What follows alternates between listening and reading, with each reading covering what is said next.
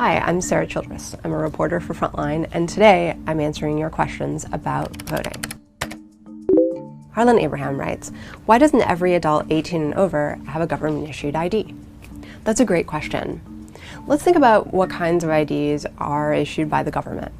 There's a social security card, there's your passport, there's a driver's license, there's a citizenship certificate, there's a military ID if you work for the military, and there's a non-driver's ID, usually issued by your state.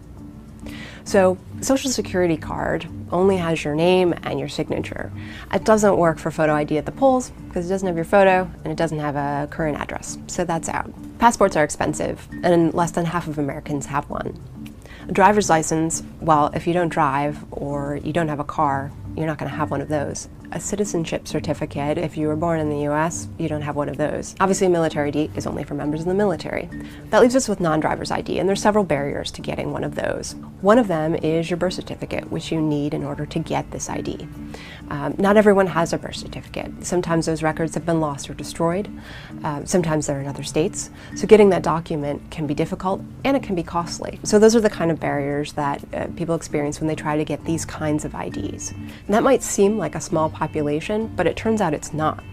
In Texas, for example, one of the most populous states in the country, the state estimated that 800,000 registered voters didn't have an ID. In North Carolina, it's 300,000. Wisconsin, 300,000. In Pennsylvania, it was about 500,000 voters that didn't have a proper ID at the polls.